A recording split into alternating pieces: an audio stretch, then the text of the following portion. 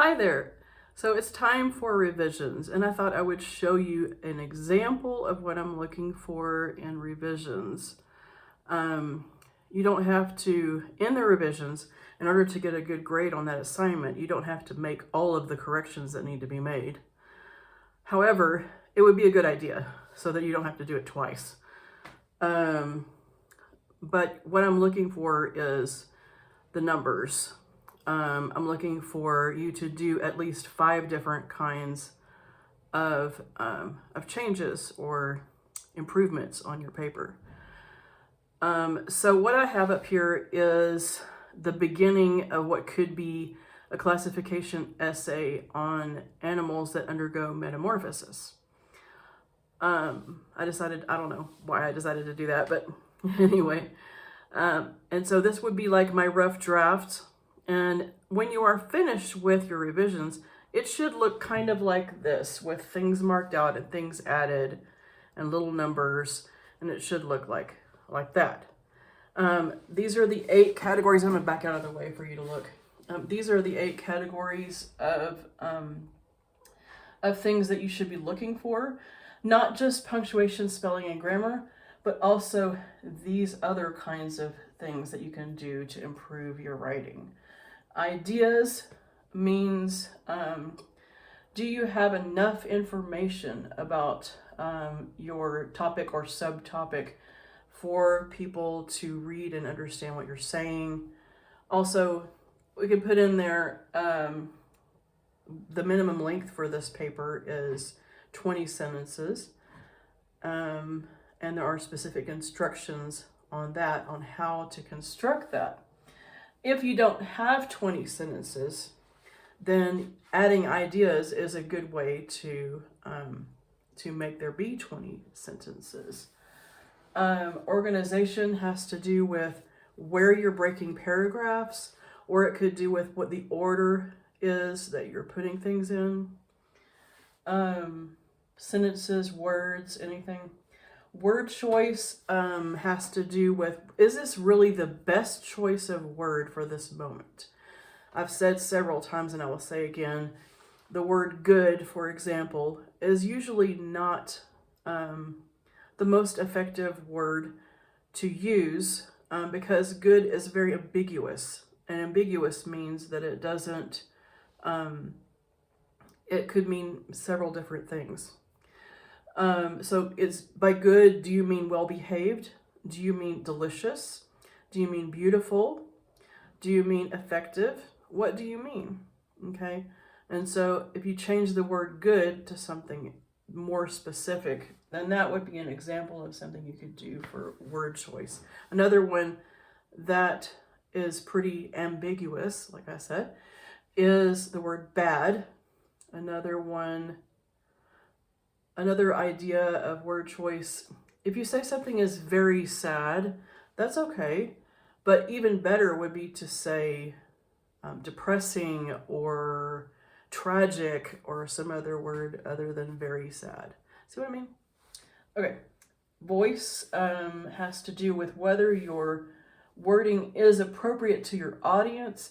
And in this case, for you guys, I'm going to include things like proper English usage, and we've gone through several of these things on at, make and do. Comprehensive does not mean sympathetic and understanding, things like that. We've talked about those things before, so those kinds of things can come under voice. Sentence fluency. Usually what I see with you guys with sentence fluency is one of 2 things. One of them is run-on sentences.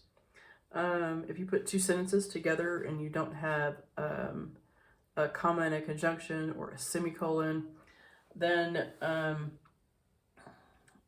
you have a run-on sentence. Another one is writing a sentence without a subject. Sentences without subjects in almost every case are incomplete sentences. And almost all the time in English, we have to have a subject with the sentence. I know that in Spanish, you don't necessarily have to state the subject, But in English, you do, unless you are writing an imperative sentence, which you shouldn't be in this particular essay. So, number 6, punctuation, commas, periods, semicolons, dashes, all those things. Spelling and grammar, you know what those things mean.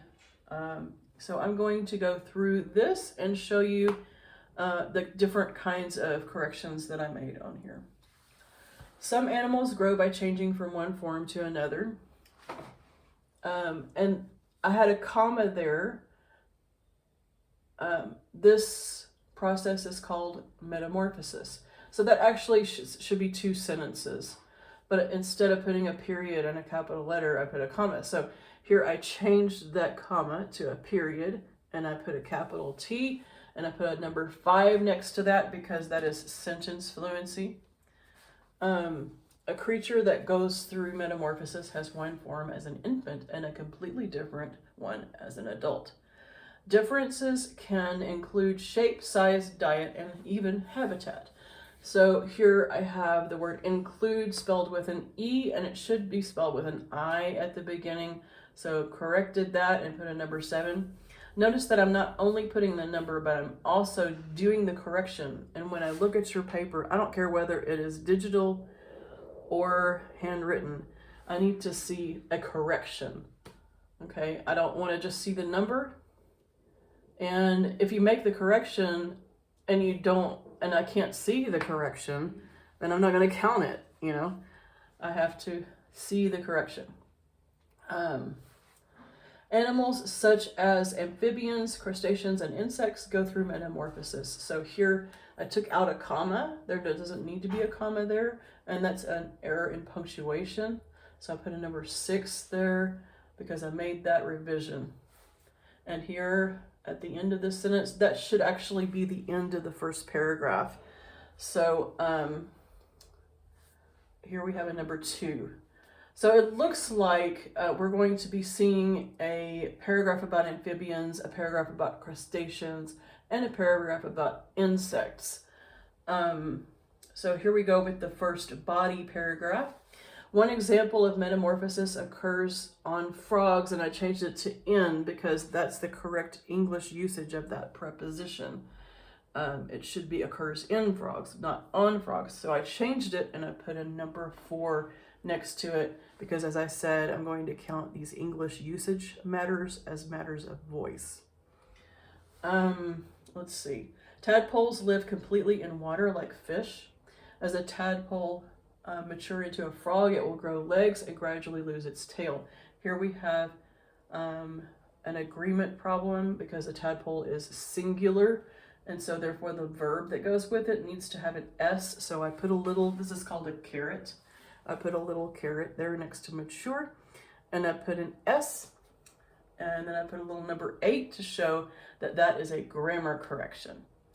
And then also this one, I took out the apostrophe here, and you could count that as a grammar or as a spelling correction, but I already have grammar and spelling corrections, so I just left it without a number.